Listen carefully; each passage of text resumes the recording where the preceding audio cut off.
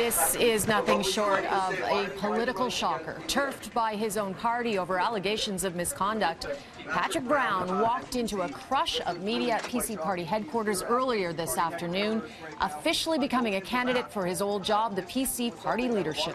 Patrick, do you have anything you'd like to say? I'm proud to be joined with my sister, Stephanie and Fiona, Toby Barrett, who was the caucus chair when I was the leader of the PC Party, and Babu Nagalinga, my good friend, and Sri from the party executive. Certainly I've been touched by the amount of support around the province, candidates, caucus members, party volunteers saying what happened to you wasn't right. If it happens to you, it can happen to anyone. We can't lose the project we've been working on. It's far too important. The People's Guarantee was that important, about getting Ontario back on track. This isn't about me. This isn't about the PC Party. This is about making sure that on June 7th, the Progressive Conservative Party is successful. Because we're not going to settle for an Ontario that's a have-not province. We're not going to settle for an Ontario that's not doing everything it can. And let me say, what I've gone through in the last 3 weeks, I wouldn't wish on my worst enemy. It has been absolutely horrific. It's like getting hit by a truck and then getting hit by a truck all over again. But what I can tell you is in that period, I found strength. I found strength by the support of my family and friends, from the party faithful around the province who reached out to me and saying, we know what you're about. And I talked about that story in the National Post. You know, when this all happened, I didn't know who was behind it. I just knew the stories were fictitious. And I went to my local hospital for a pre-planned surgery. And everyone in the waiting room shook my hand and said, we believe in you. And I realized that the people back home wanted me to fight for myself and fight for what I'd been working on my entire life, which was public service to make our province and our community and our country stronger. And you know, back home they gave me the strength to carry on in this project, and that's what I've started today. I filed my papers to be a candidate in our leadership. I'm going to make sure that with the support of our party faithful, that we're going to get back on track to this important project of defeating Kathleen Wynne on June 7th, and I'll have more comments tomorrow. Thank you so much. And that was Patrick Brown as he left the PC Party headquarters after signing his nomination papers to reclaim his job as leader of the PC Party. I am now joined by Jim Warren as well as John Mykytyshyn, who has been with us for some time here. Jim Warren, you are a Liberal strategist. John Mykytyshyn, you are a Conservative strategist. So let's have at it. Jim, we'll start with you. What do you make of this latest twist in nothing I can only describe as a political soap opera? It really is, and it's political infighting. It's political fratricide. It's going to be pitting one part of the party against another. It's almost an all-out civil war within the Conservatives today because there's a lot of people, the caucus predominantly, did not want Patrick Brown to be around for the next couple months as they prepare to take on Kathleen Wynne and the Liberals at Queen's Park. Carolyn Mulroney tweeted out first, calling this a distraction and a disappointment. Doug Ford then responded on Twitter as well, talking about the rot in the party.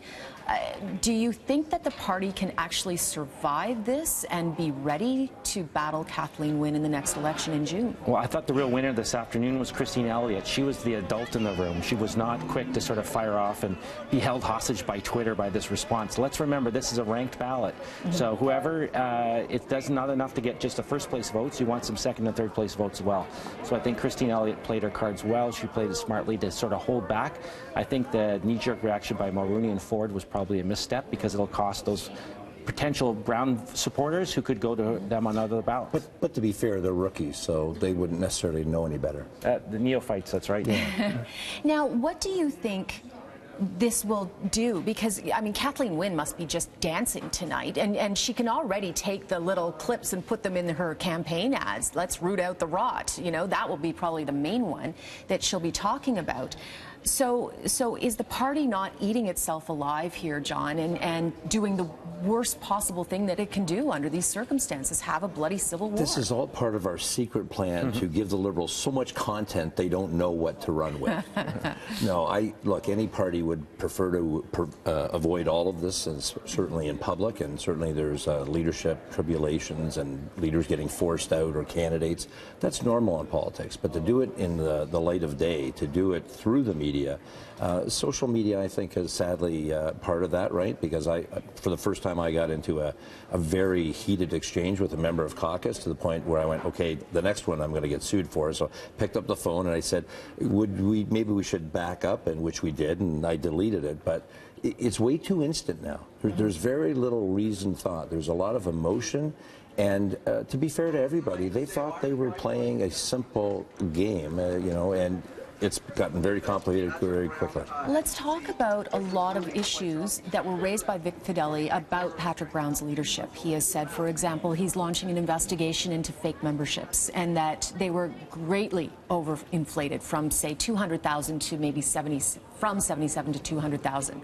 That's a huge amount of fake memberships. He's also called into question, well, 2 nominations are going to be redone. That's another serious problem. And he's also looking at some financial arrangements that were made within the party. Is this not going to be incredibly damaging to Patrick Brown as he launches this leadership? No, I don't think so. These situations happen all the time within parties. But what Fideli's done by his actions is actually fascinating. So before they made the decision to open up these 2 nomination meetings, I can tell you, what about the next 40? So, for example, in these 2 meetings that have opened up, I don't think anybody would have any question with that, but I can tell you about another nomination meeting in Richmond Hill where it ended up as a tie vote, and then somebody made a deciding decision.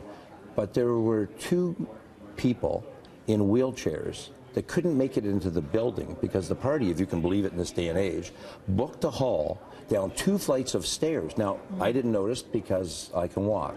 But one person was a quadriplegic, the other person in a wheelchair. There was nobody from the party to meet them or greet them. So these 2 people, for one candidate, would have made the difference. Why is Vic Fideli, if he's getting rid of the rot and bad decisions, why is he not having a brand new nomination meeting in that riding? Jim Warren, you're a Liberal strategist. Right. What would you be telling the Liberals right now to do? Oh, they're just going to sit back and watch. I mean, at the end of the day, the Liberals have to sell their vision of what they want, why they deserve to be re-elected, and what they want to do in the future. So nothing's going to, anything the Conservatives do of this implosion will change the dynamic of what Kathleen Wynne needs to do. This just sort of buys them time because they're not sort of being attacked from the ground and air at the same time by Conservatives. The big shocker today, I think, for the Conservatives, which we're really not talking about, is we had a release of a recording of a caucus meeting. Yes. I mean, we forget about this because it happened this morning. We're kind of in the fog of war. But what's really remarkable is that the caucus, Liberals or Conservatives, it's the highest secrecy possible. And the idea that somebody would, A, record it and B, leak it was another sort of dynamic of today that sort of we forget to talk about. And you're right. So many things happening so quickly. The Ontario PC caucus has now established that they are not a trustworthy group of people that can walk into a room or have a conference call that can be relied upon to be confidential. And that speaks to them as a body, and somebody ought to answer for that. It speaks to the integrity of the party for voters, I would imagine. John Mykytyshyn, and the thank you. leadership of Vic Fideli. Okay. John Mykytyshyn, thank you very much for joining us. We're going to take a short break, and Jim Warren will continue on as we continue this discussion on this remarkable turn in provincial politics. Stay with us.